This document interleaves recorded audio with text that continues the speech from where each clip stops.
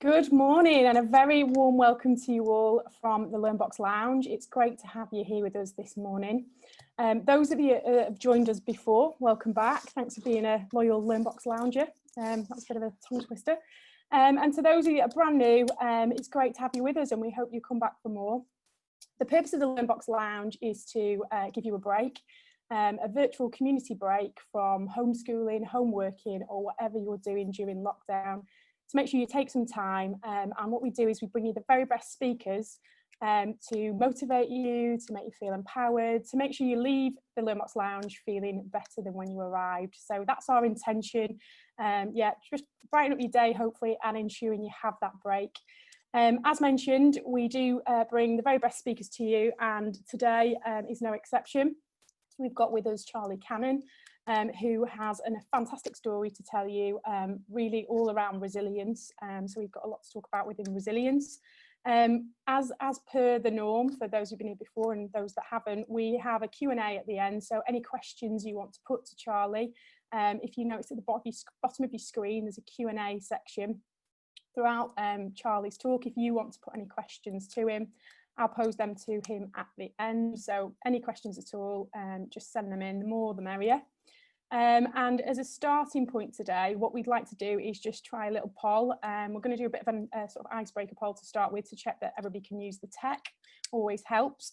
So first things first, if you could just answer our icebreaker poll, which should be coming on the screen now. Are you drinking more during lockdown?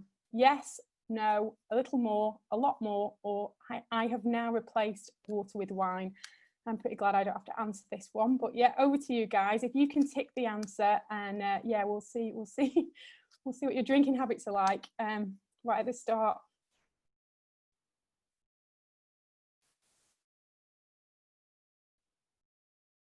Let's give you a few more seconds to get that answered. Be honest.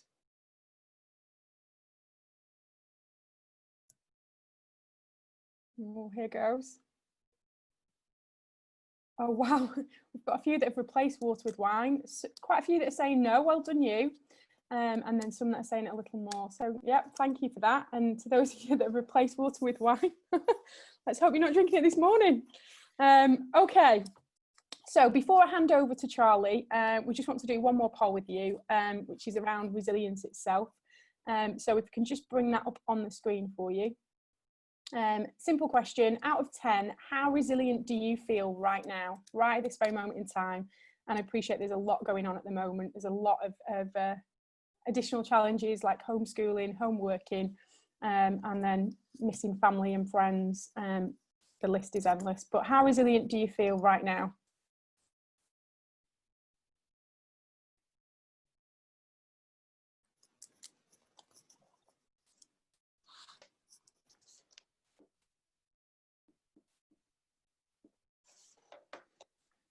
Okay, let's see. Quite a few people saying 8 out of 10, which is pretty good. Oh, we've got a 2, we've got a 5, 6 and a 7. But the majority are saying they feel, oh, we've got 110 as well. Wow, we've got somebody feeling very resilient on today. So that's good to hear. Okay, right. So just before I hand you over to Charlie, just to mention that Charlie is here with us today, completely free of charge. He has dedicated his time to us to obviously make us all feel better, and to share his story as his way of giving back. And from myself and behalf of the whole of the LearnBox team and everybody here with us today, Charlie, I really appreciate you giving your time. So thank you so much on behalf of us all. And without further ado, let's hear your story of resilience. Thanks, Charlie. That's an absolute pleasure. Good morning, everyone. I suppose my wish for this session is for wherever you're at with your score today, and our scores are often in flux with resilience. If today can enable you to improve your resilience by a 0.5 or a point, or maybe a 1, that's great. So that would be my wish, that you can take something that's relevant away from you from this end of the session that's going to support you with your resilience. Look, I'd like to start and pose a few questions. So why is it that some of us can manage change and uncertainty better than others?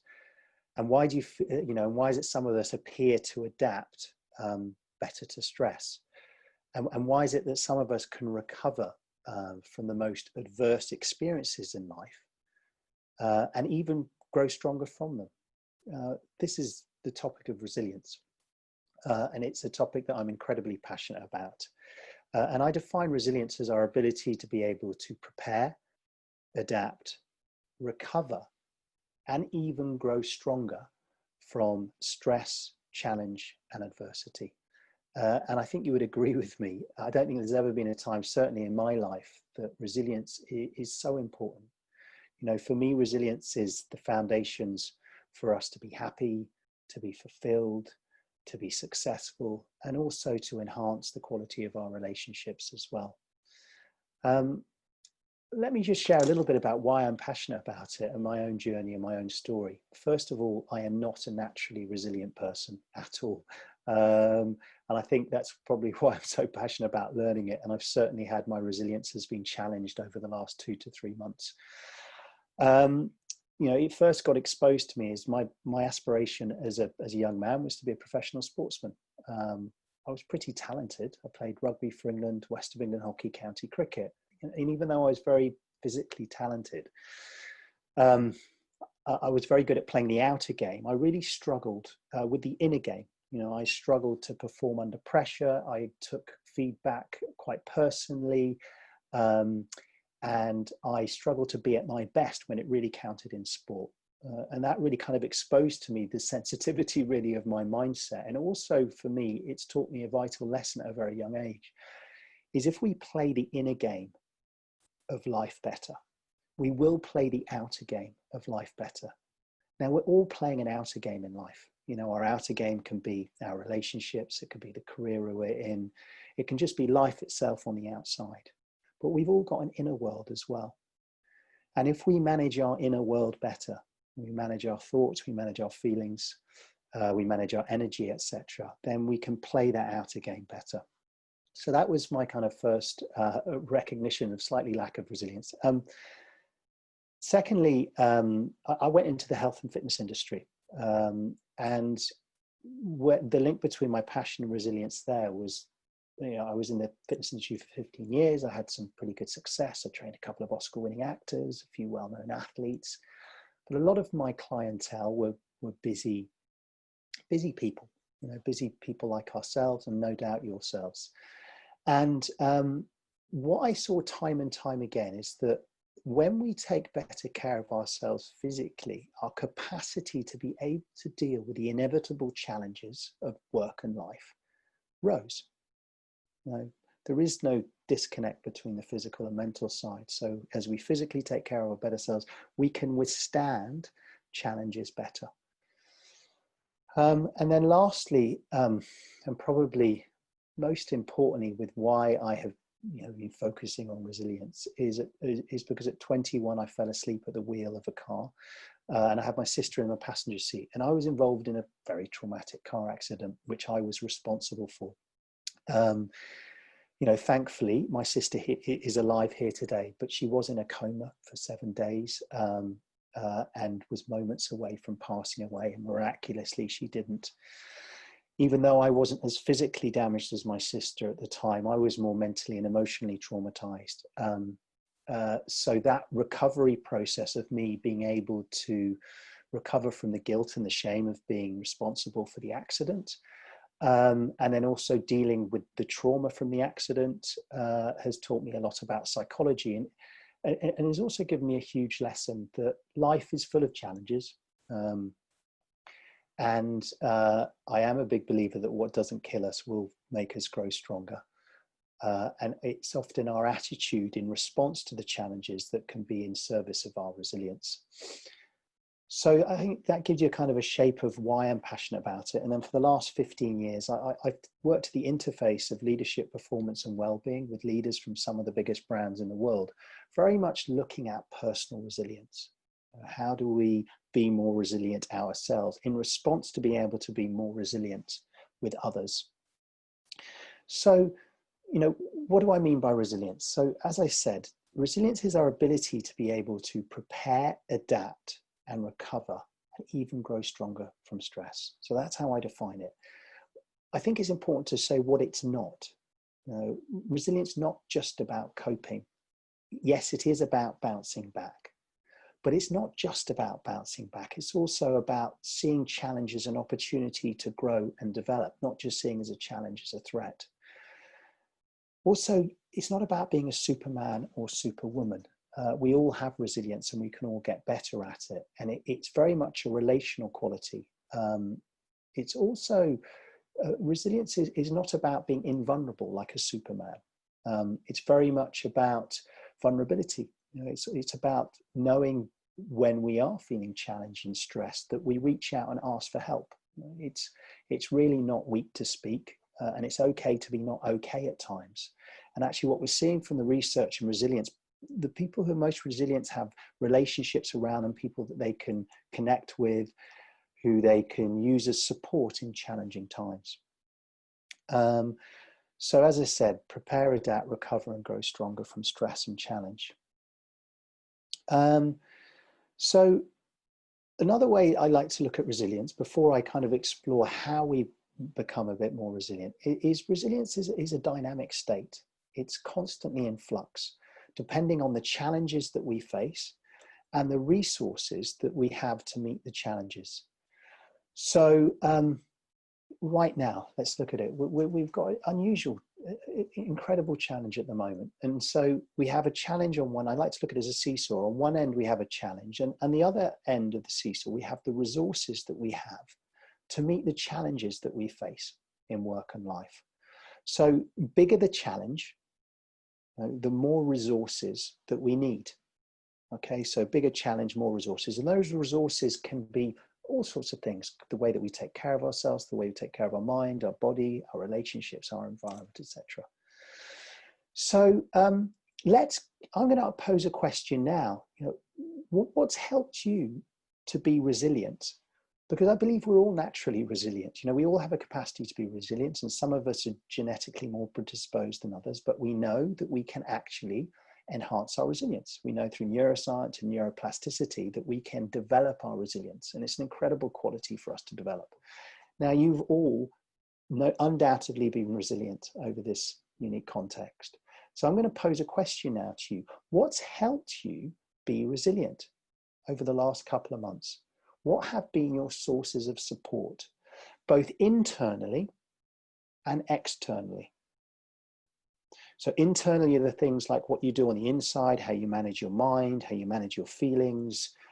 It could be your attitude, it could be the mindset you have, it could be the values that you live by, it could be your beliefs, it could be the practices that you have. And then the outside are things on the outside of us, friends, family, etc. So if you could post some responses on the Q&A around what has helped you be resilient. And maybe I can see some of your responses now. What has supported you to be resilient? A lot of, yeah, great. So running, we're going to talk about that. Movement is medicine. You know, I had a background in sport, and obviously to be able to manage our stress, movement is an incredible helpful way. And earphones with some music, great. Have we got any other people? What supported you to be resilient? Stay connected with my family through Zoom. Absolutely. Family, faith. Absolutely. Working in the gym, swimming. Past experiences in Iraq of not being in control of my environment. Absolutely. What you know, life experience that has taught us. What an extraordinary experience to teach us about resilience. Family, faith. Absolutely. Swimming. Looking at dysfunctional thinking. Brilliant. Music. Well, I think you should be taking I think all you should be taking. So we know what to do. Friends, good working rep. My wife's cooking. Thank you, David. Absolutely. Personally, do a lot of sport, which helps you clear my head and think better. Brilliant. So these are all our resources. Okay. So, you know, perspective, our ability to be able to focus on what's in our control, that's not within our control. These are all resources. So if we think about resilience as a dynamic state, if you are going through a specifically challenging time, that'll be heavy, won't it? So we need more resources to be able to meet the challenge. You know, in my own personal life, sadly, I went through a divorce a couple of years ago. Thankfully, you know, we get on really well now, but it was a very difficult time, you know, for us putting our daughter first. and going through what's, you know, a very, very challenging time. And for me, I needed huge amounts of resources to be able to get through. I knew it was going to be difficult. So I needed to have, for me, I needed coaches, therapists, friends, family, all sorts of resources to help me go through a difficult time. So what I'm wanting to say, it's constantly in flux. More challenge, more resources need. Use the resources that help you. You know what they are. Obviously, some of them are healthier than others. And I'm not to say at times the unhealthy ones can be helpful. But it's, again, it's in flux. It's a dynamic state, day by day, moment by moment is our resilience. Thank you for knowing, so again, perspective, knowing there are a lot of people a lot more worse off than us, to put things into perspective, absolutely. So that capacity to be able to gain perspective is actually, only humans can do that, not animals. So it's an incredible strength for us to enable us to. So, you know, for me, one of the big ones is, again, you know, asking for help as well. If I think about when I first started recognizing the impact of COVID on my work, I'm self-employed. Most of my work is with people in organizations, whether it's speaking, coaching, and facilitating. And obviously there's none of that at the moment. And I didn't have much virtual work. So, you know, one of my big fears is scarcity and lack of money and not being able to provide. So initially that was a really, really strong trigger for me as I saw the pipeline of my work disappearing. You know, I felt anxious, I felt nervous and overwhelmed at times. And my first response, which is something that I wouldn't have done in the past, but was to reach out and ask for help. It's really not weak to speak. And for me, that was one of the things that really helped as a resource. To who could I speak to help me gain perspective? Who are my friends and colleagues could support me through a challenging time? Let's just have a look at what gets in the way of our resilience. And then let's look at how to build resilience, you know, building upon some of the things that you've already mentioned already. So I think one of the things that gets in the way of our resilience is we've got outdated software. That's one way I like to look at it. So we have evolved for a very different world, for a very different time than we do in now. You know, biologically, we're programmed for survival. What does that do in our nervous system, in our brains and our minds? Well, what it does inherently as humans gives us what's known as a negativity bias. You know, if 100,000 years ago that you and I were walking down the savannah and we heard a rustle in the bushes, then if we weren't fearful, if we weren't anxious, then, you know, most likely we wouldn't have evolved and we wouldn't have survived. You know, so nowadays, even though we've got a genuine threat with the COVID now, most of the threats that we face are often emotional. But we don't know the difference biologically between a genuine threat to our lives and an emotional one. And also, with that negativity bias, our minds have evolved. So our minds have evolved inherently to keep us safe, to protect us. Which is incredibly helpful and useful. Of course it is. And that negativity bias can create a lot of maladaptive thinking, a lot of unhelpful thinking that doesn't support our resilience. And I think we need to upgrade our software. I think one of the biggest barriers for our resilience is our own inner critic, our own inner dictator. I'm sure you've all recognized that little voice in your head. If you're anything like me, you've probably got a whole family up there at times. And the little voice in the head that judges us, that gives us a hard time. There's also a part of us that can inherently be very pessimistic. You know, the mind likes to go out into the future and can create quite catastrophic thinking and unhelpful thinking. So I think this is one of the barriers to our resilience, is how we upgrade our software, recognizes that this is outdated from the past, and how we manage these unhelpful thoughts and feelings. So we'll look at that. So let's look at now, okay, how do we be resilient? Okay, and I'm going to just give you, some tips. And I'm going to just share a really, really simple model to think about how being personally resilient. Let me share my screen. Okay, so this is a really simple way of thinking about being personally resilient. I've got this model that's been adapted by a neuroscientist that I've worked with, Dr. Sarah McKay. And I think it's a helpful framework to think about, okay, so if we want to enhance our resilience, how do we become personally resilient? So I think this is a nice way of looking at it. It's bottom up, outside in, top down. Okay, so let's start with bottom up, because my background was in health and fitness and sports science, and I always saw the connection between the physical and the mental. I always saw if we took better care of ourselves physically, it had such a big impact on ourselves mentally, and we saw that from some of the responses that you shared with me already. So let's think about bottom up. Movement is crucial. Actually, why don't we? I always like to start with a bit of movement. So wherever you are, I've been speaking a lot already, and I think, our brains can only really focus and concentrate for about 10 or 12 minutes. So wherever you are, what I'd like you to do is I'd like you to do some squats. So I'm going to do some now before I start talking about movement. So let's jump and do some squats, everyone. Okay, so you can do it on your chair before I carry on.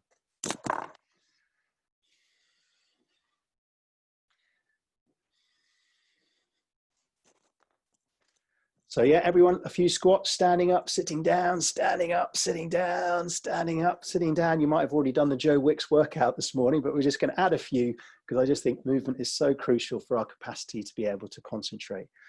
And actually, if we look at software, our upgrade, our brains have evolved for our capacity to be able to move. It was a necessity for us to move before we think, actually. So movement is so crucial for us, especially as our ability to be able to adapt to stress. If we think about the fight-flight response, flight is about getting rid of something. And also, so fleeing, if our fight-flight response is on, which it could be because of the threat that we're under at the moment, then one of the greatest medicines that we have is to exercise. Nelson Mandela said that exercise was the savior to his soul. He's one of my resilience heroes, somebody who had an absolute personal transformation. And one of the resources that he used continuously every single day to think about how he was in self-isolation compared to us, that tiny cell, that he did a 15-minute workout every morning, that enabled him to be able to cope with the demands and the challenges that he faced in prison. Now, I'm also a big believer, if we win the morning, we win the day. So if we start the day off well, then we're much more likely to be resilient throughout the rest of the day. If we start in a rush, if we start off with unhelpful thinking or in an anxious state, then that's going to roll into our day. So any routine that can help you win the morning,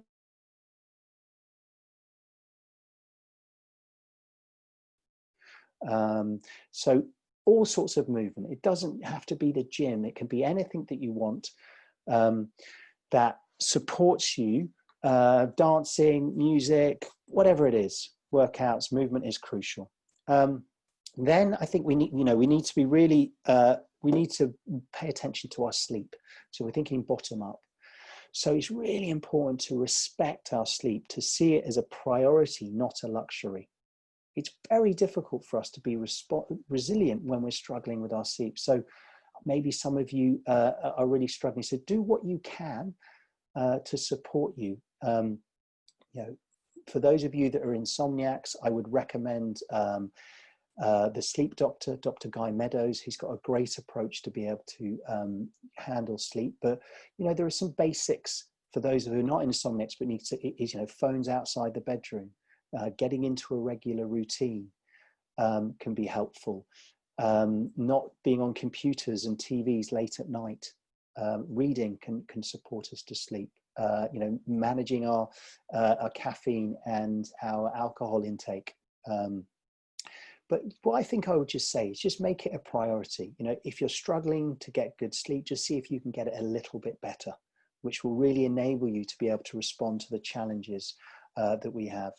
I would then say, what else is really, really important is recovery. So I think now so many people are setting too many expectations on themselves. I know I've got my daughter downstairs with homeschooling and working. I think too much expectations and not taking recovery and breaks can be detrimental to our well-being and our resilience. That inner critic of ours can give us a hard time and we can start comparing ourselves to others. But I think it's really important to recognize we're human beings, not human doings. So please put some breaks in throughout the day. And then obviously eating well. For you, I'm a big believer in the 80-20 rule. 80% look after yourself, 20% of your time look after, eat what you want. Okay, so that's bottom up. Those are the foundations of the tree for me with resilience. If we look after ourselves physically and physiologically, that's going to support our resilience. Let's have a look at outside in. So for me, personal resilience, first of all, we're hardwired to connect as human beings. Just like we're biologically programmed for survival, we're biologically programmed for connection. And probably our relationships have the strongest connector to our happiness and fulfillment in life.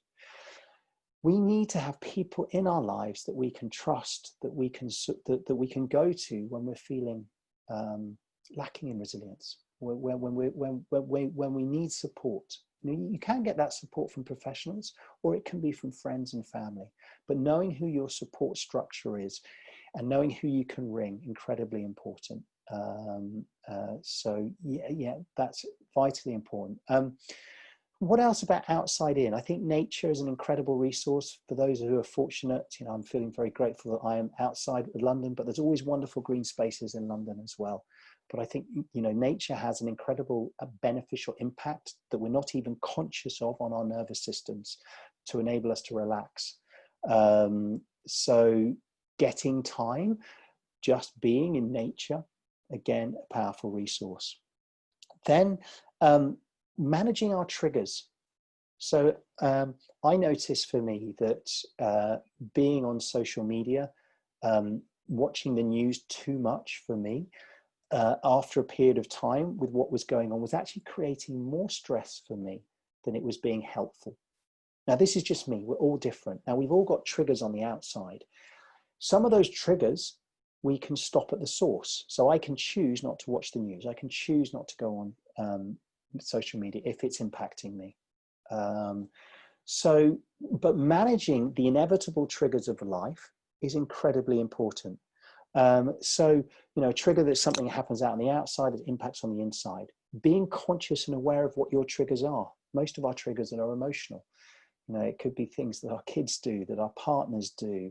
It could be specific behaviors. It could be certain types of emails. And a trigger, if it impacts us, we can get very emotionally charged. So it's best to be able to manage those triggers, to know what they are, and to be conscious of them. So prepare for the triggers. So that's sort of controlling our stress from the outside in. Okay, so lastly, and really importantly, top down. So this is, I suppose, the inner game that I was speaking about. This is our ability to be able to be psychologically flexible. So first of all, it starts with self-awareness. I think some people call this metacognition, but to be able to check in and notice what's going on the inside of us. With my clients, I like them to encourage them to check in a few times a day, to notice what's going on. What are they thinking? What are they feeling? How's that impacting the way that they behave? What's their energy like? How many times do we check into our phone every day? Probably quite a few. Huh? So I encourage people, actually self-awareness, that's noticing what's going on in the inside of us. What am I thinking? What am I feeling? So that I can do something about it if I'm noticing that I have unhelpful thoughts and feelings. Okay, so then what do I do? Okay, so something that I call defusing, that comes from acceptance and commitment therapy, or unhooking. So often we get fused by unhelpful thoughts. We become our thoughts. So we need to be able to be self-aware to recognize that we have been hooked by unhelpful thinking. So the first step is noticing that I'm having some unhelpful thinking and recognizing I've become fused with the thoughts. And we become the thoughts. And we want to separate ourselves. Unhook, I like to call this, unhook from our thinking. So if you've noticed that you are being overly anxious, I certainly have been at times, going out into the future, catastrophizing, worst case scenarios, my inner pessimist is going on. The first step is to notice it and recognize it. That's going on. And then to unhook from it. And there are many different ways that we can unhook from our thoughts. I think one way is just to ask the simple question: is this thinking helping me right now? If this thinking's not helping me, then I would do something different. You can repeat a word consistently to stop the negative thought. There are many different ways to unhook, but it starts with recognizing and then just unhooking, defusing, separating ourselves from the unhelpful thoughts. Mindfulness is an incredible practice. Mindfulness really is just about learning to use this present moment as a resource. Our brains have evolved, sadly, to go out into the future and also to go back into the past, but not necessarily to be here in this moment. And actually, we can use the present moment as a resource, and we can practice this throughout the day. You can download an app called Get Headspace, or there's many different apps to practice it. But inherently, it's just coming back to the present moment and using the present moment as a resource. I like to call it bouncing back to the present. You could take a few deep breaths. You could just notice any sounds that you're hearing. Come to, rather than being hooked in unhelpful thoughts, you could come into the body. The body's always present. If we feel, for example, our hands, the sensations in our hands, just if we notice the feelings and the sensations of our hands, it's taking us out of our mind and bringing us into the physical body, which quietens the mind and enables us to be more present. You might have certain hobbies that enable you to get into flow, that support you to get present. That can be helpful. What else have we got? Acceptance. So often our feelings, if we just allow them and accept them and breathe into them, they seem to disappear. So it's almost paradoxical. So acceptance is not resignation, but again, if we just breathe into our feelings rather than fight them, the feelings have a tendency to dissipate. So there was another thing that I saw on the responses to the questions that I thought was really important. The most resilient people focus on what's within their control. And there are a lot of things at the moment, for example, are not within our control. So can we put our attention on those things? And can we accept the things that are not in our control? Having a routine, again, is really helpful as a top-down approach as well.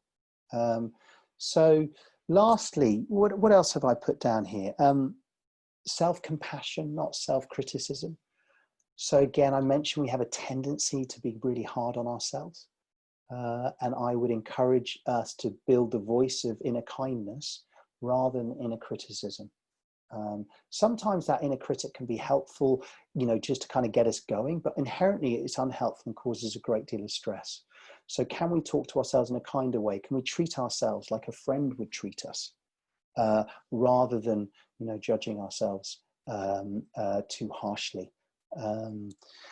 Recognizing that other people are in a similar position than ourselves, as you've mentioned. Being clear on our values. In the last two, so being really clear on what we stand for and what we believe in. Are you clear on those? So for me, as I've seen a lot of my work disappear, one of my values is helping others. So today, it was an opportunity, to pivot and to act upon a value of mine, which is about helping. And we always have, doesn't matter how anxious we are, we can always pivot to something that matters to us. I can pivot to, if I'm anxious, for me to be present, to be mindful is a value of mine. So when I'm feeling anxious, I can pivot and choose my value. So our values, I see them as, we can use them as anchors in difficult times, to be able to drop an anchor and choose our value and decide on how we want to be and who we want to be in that moment. And then lastly, and let's just finish with this, it is the power of appreciation. Because we have this inherent negativity bias, we're much more focused often on things that are going wrong rather than what's going well.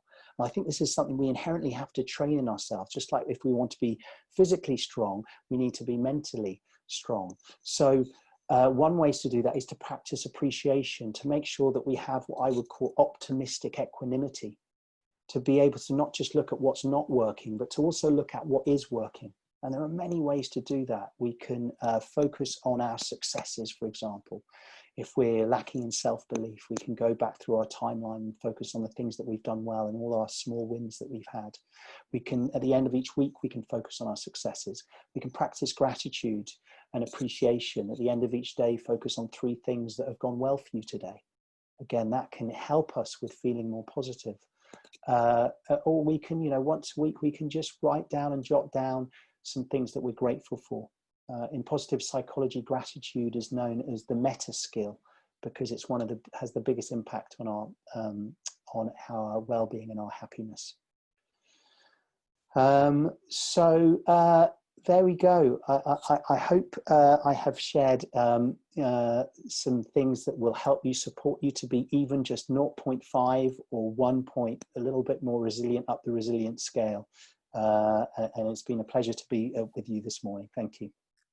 Thank you, Charlie. And we've got lots of questions to put to you, if that's okay. Yeah, so yeah, thank you for that. It was great. Yeah. Okay, first one we've got, what would you say is your main driving force in life? Oh, what a great question. Yeah. Well, for me, it's spirituality, if I'm to be really, really honest. I think because of the accident that I had, it got me to question existentially at a very young age and what really matters to me.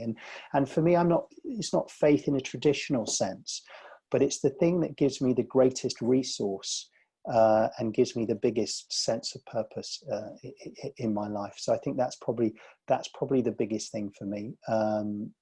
Yeah, thank you. Okay, thank you. What's been the most memorable or inspirational moment of your life? Great question. Big question. God, big question. What has been the most memorable? Do you know what? It's an interesting one. I'm going to respond to this in a way.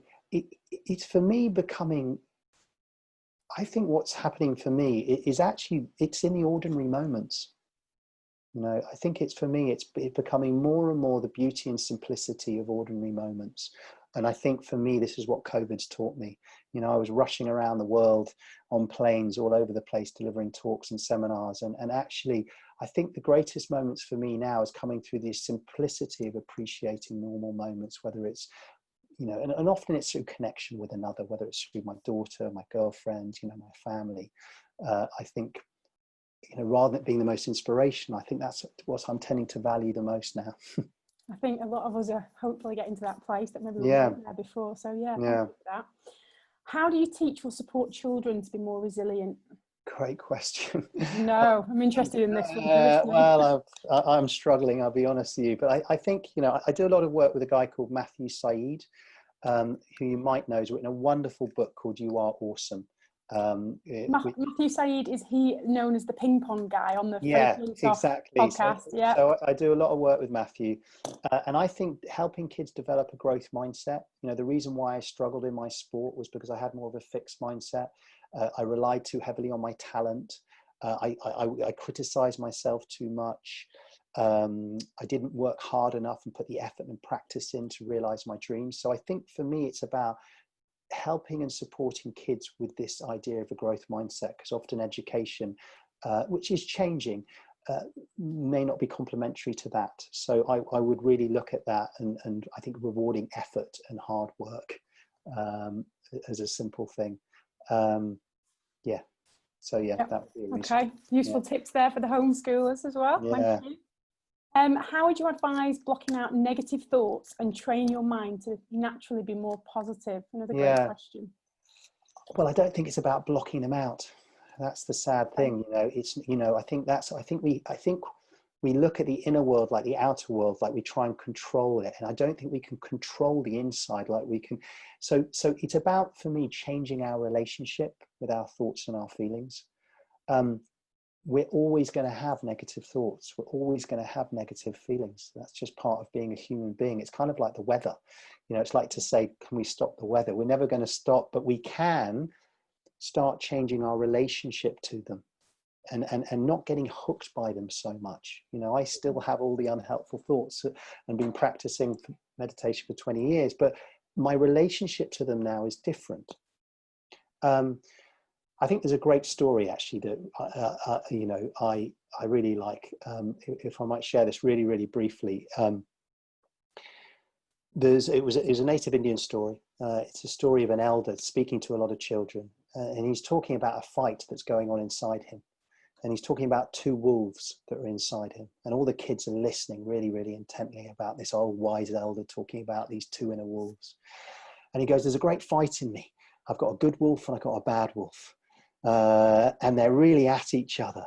And the little kids are like, wow, God, there's a good wolf and a bad wolf inside me. Well, you know, and he asks, and they're like, oh, they're getting really curious. And he goes, yeah, the good wolf is full of strength, you know, full of courage, full of love, full of compassion, full of confidence, full of patience. And then the bad wolf, you know, it's full of hatred, you know, full of jealousy, full of comparison, etc. And, you know, the little kids are like, okay, so which wolf wins? And the elder looks down at the kids and goes, you know, whichever wolf you feed, you know, whichever wolf you feed. So, look, we have some choices in this. And I think it starts with self-awareness and recognizing, you know, which wolf you want to feed. And there are many different ways of doing it. But what I would say, and this is where a growth mindset is really helpful, is that we know through neuroplasticity, we can change the structure of our brains. We know through practice and hard work and dedication, our brains are more plastic. So we can upgrade our software. And whatever practice you do, there are many ways: positive self-talk, appreciation, mindfulness. Find your way, but you can do it. And I think that's the most important thing to know. Yeah, that's great. And I've known somebody before that's actually their sort of negative voices in the head. They've named them after somebody that they know is negative. And I think it was like the mother-in-law or something like that. Yeah. And it's like, oh, Barbara's off again, that kind of thing. Yeah. So it takes that away. That's a brilliant way to do it, because then we get distance from it, because we're not our thoughts. The problem is when we fuse with them. When we fuse with them, we think we're them. But anything that can actually defuse, and then we can watch them, then they don't have the power of us. So look, we're multiple cells. If you just look at yourself inside, there are many parts of us, you know. So that great example of naming, there's my critic again. Oh God, there's my inner pessimist, and have some humor with it. You know, fun can be a great way to unhook from it. Yeah. Or like a radio station. Like, I'm just going to turn the bad music down. We all have bad music playing at times. It's perfectly normal. Let's just turn the music down. I noticed it's very unhelpful in the morning at times. You know, anxiety kicks in. You know, I don't have the most helpful thoughts first thing normally. So I think for me, that's why starting off the day well can be incredibly helpful. Yeah. Yeah. I've done my Joe Wicks this morning. So yeah, good. Started well, thank you. Yeah. Okay, next question. Is this the same as being mindful? What, as being resilient? Yeah. Yeah, I think. Look, I think mindfulness is a great way to be personally resilient. I mean, obviously, I've mentioned relationships and the physical side as well, but I think as a skill, mindfulness can be incredibly helpful. And for me, mindfulness really is about learning to be present more, not all of the time, and also to change our relationship to what we're thinking and feeling. And there are many different ways to practice it. Thank you. What methods do you personally use to help with your resilience? So possibly sport, etc. Yeah, so, you know, exercise is probably one of my greatest medicines. It has been, you know, ever since a young age. You know, I was quite, I think I moved, I'm just very lucky like that. I think if I was feeling low, I just naturally went to go for a run, and that's been repeated to me. So that's definitely one of the ones. I mean, I've got a host of things. I think our rituals and our practices are incredibly important. So I'll always start with a morning ritual, which will have some form of gratitude, some form of mindfulness, some form of exercise. It doesn't need to take long. Sometimes it's only 3 or 4 minutes. You know, I will do my best to look after myself and sleep well. You know, I think sleep's one of the biggest ones for me. My little daughter had colic, you know, and I witnessed firsthand 6 months of not sleeping properly. And I understand why sleep is lack of sleep is used as a form of torture. I'm not naturally resilient, so I struggle to be able to cope with the challenges unless I have energy. Mm-hmm. So, you know, for me, managing energy, not time, is the absolute key to resilience. Yeah. And self-leadership. And if we manage ourselves better, we manage others better. Brilliant, thank you. Yeah. Do you think social media has a big influence on people's resilience? Do you think it helps or it hinders? I think it can be both. I think it can be used to help. I can think it can be used to hinder. I think it would probably more on the hinder side, just inherently because of this negativity bias that we have as human beings. Let's just think about where we've come from. It takes 40,000 years to change a gene. So things like comparison are normal. It's inbuilt. You know, seeking for status, it's inbuilt.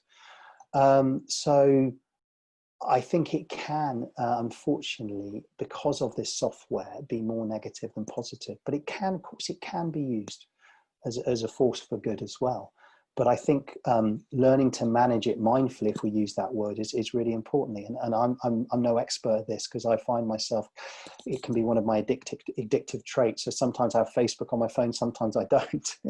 But I think it's knowing when it's helpful and when it's not. You know, and I think at the moment we're craving certainty because we're living in such an uncertain environment. And one of the ways people search for certainty is to you go onto social media or to go onto the news. Yeah, thank you. Would you say keeping your mind active and healthy is equally as important as maintaining physical health? Do they feed into one another? Yeah, I think they're equal. I think we've got to look at them both, and I think there's been a bias towards physical fitness, where I think mental fitness. So we need both, physically, mentally, emotionally, and I would say spiritually. And for me, spiritually is look, you know, you might not be religious or spiritual, but it is inherently connecting deeply to what matters to you as a human being and being anchored in that, and whatever that is for you. So having purpose. Having a sense of purpose, a sense of meaning, a reason to get out of bed in the morning. And that can be different for all of us. It can be the best mum or dad in the world. It can be whatever it is, you know, but connected to that is like an anchor again that gives us a sense of resilience. Absolutely. Yeah, thank you. We've got a comment from Gillian, who has said, I think you need to be comfortable with change and adaptable, and that helps her with resilience. Absolutely. But a lot of people aren't that comfortable with change, and they avoid it at all costs, I do. It's one of the, absolutely, because look, we crave certainty, you know, as human beings. And so it's a core human need of uncertainty at the moment, but inherently everything is change. You know, a lot of my influence comes from Buddhism, and one of the big tenets of Buddhism is impermanence. It's to recognize that there's nothing permanent. There is nothing. And I think our Western culture and society hasn't supported us, especially with, you know, if we're going to talk about a, you know, morbid topic like death and how we relate to it over here compared to other cultures, which kind of move us away from the recognition that nothing in life is ever going to last. And that's not morbid. Actually, we can get a great sense of freedom when we recognize that all is change. Yeah. If we just look at our human body and just observe it, everything is changing continuously. Heart's beating, we're breathing inside and out. So yes, and again, we must recognize we're all different with this, depending on our upbringing, the first 7 years of our life. If we had a disruptive upbringing, like many of us have had, traumatic upbringing, that's going to impact our capacity to be able to manage uncertainty. But it doesn't mean that we can't get better at it. And I think one of the important things for that is to focus what's within our control. Yeah. Okay. Yeah. Sorry, you just touched on death as well then, and we've just had another question, quite a personal question, asking, do you have any fears? And they've shared that they're scared of water and death, and how would you advise facing and overcoming these? And I can definitely relate to the death fear. And again, going back to my early childhood, I think that's where it definitely comes from. Yeah, I think that's probably the deepest root is existential fear, isn't it? Yeah. And that's a huge topic and a question. I mean, for me, of course I have fears, absolutely, primitive fears, fears around security, fears around survival. What's helped me is faith, my own personal faith. And I think, being so up and close to death at a young age and seeing my sister, we were about to turn her machine off. I went down to say goodbye to her. Wow. We were moments away, and there was a miracle that happened where the surgeon who was due to go in to say goodbye suddenly had to get whisked into another operating theatre. So at 21, I'm exposed to that. And look, it took me a while. I was traumatized for some time, but that has given me to lean into death, to go, well, this is going to happen. So I think we can use death as an opportunity to live our lives better, rather than it being morbid. To go, okay, how can we use that to recognize we can live our lives better? Again, I suppose I go back, for me, the greatest resource I've had has been my own spirituality. And for me, I have more of an interfaith perspective and see the commonality of all religions. Thanks for that, Charlie. What would you say is your biggest achievement to date?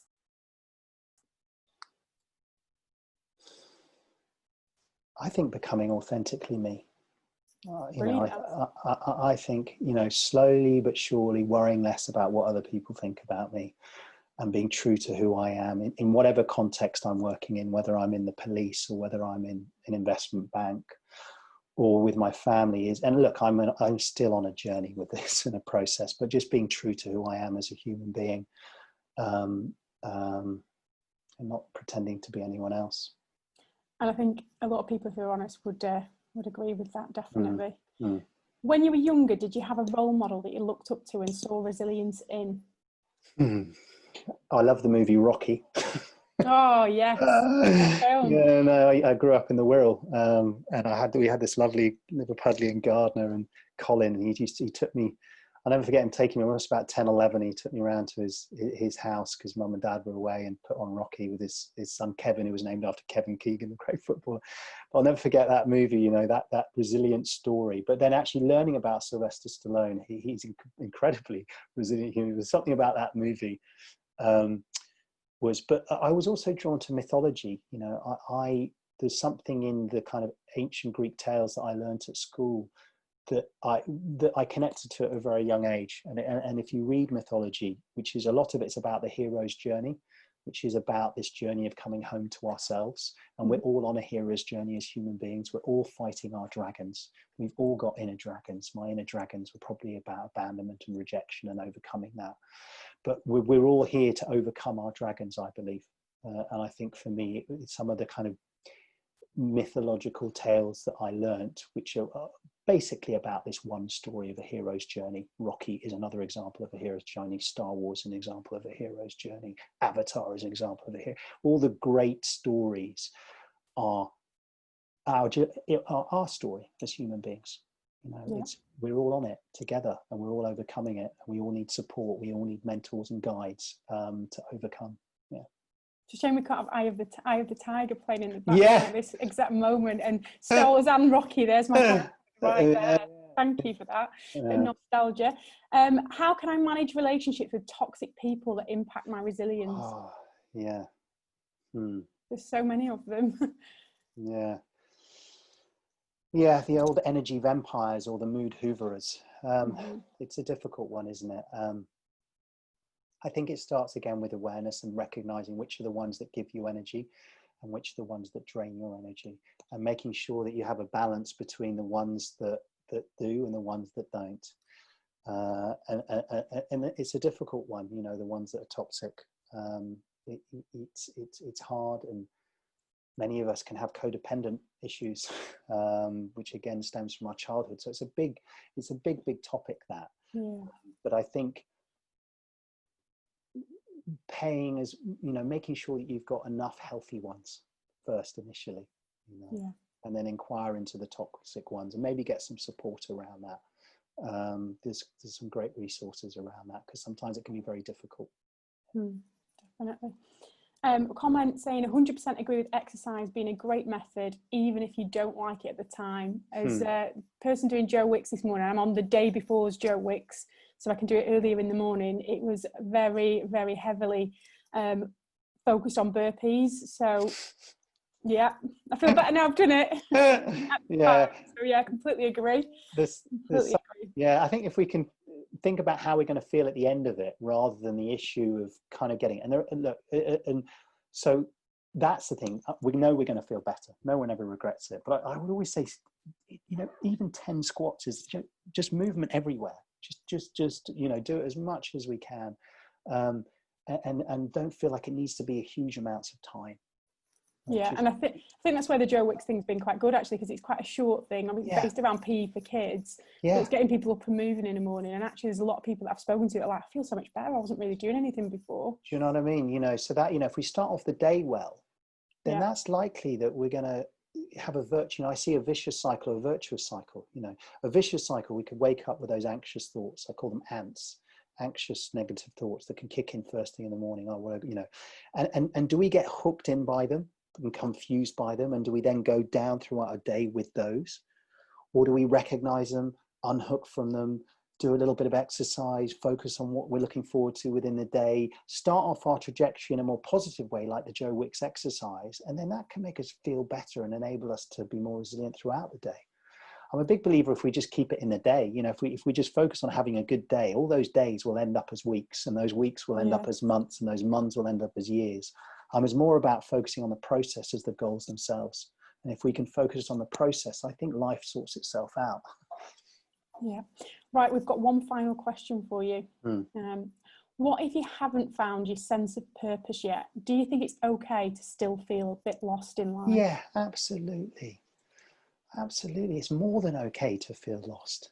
It's more than okay to have those transitions. It really is. And don't judge yourself or give yourself a hard time for being in that place. And it's not about, and also it's not about, I don't think there is just one purpose either, personally. I think our purposes can change throughout our life. But I think if I was going to give you one tip, find out what you value. Go online, look about core values, find out what you stand for, and then just each day choose to act upon those values a little bit. And that will infuse your life with meaning. You don't have to have some grand purpose. It could just be, I do like helping others, for example. How can I do that like 1% today? A little bit, in whatever way it looks like. Contacting a friend on Facebook just to say hello.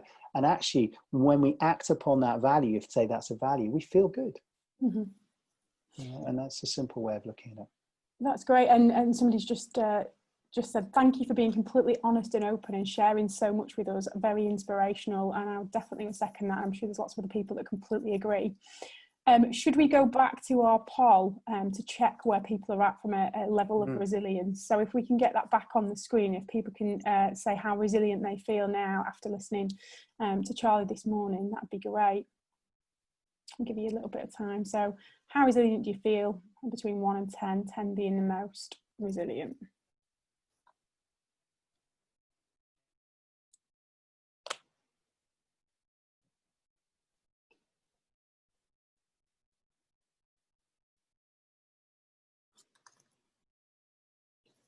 There's a few more people still voting.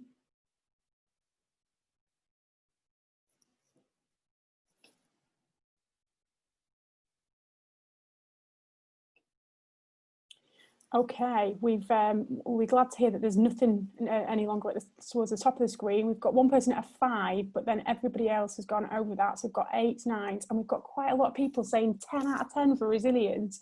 Wow, Charlie, that is pretty impressive. Like some people saying 10 and resilience in a global pandemic as well. Working from home, homeschooling, the whole shebang, and we've got some people really raring to go.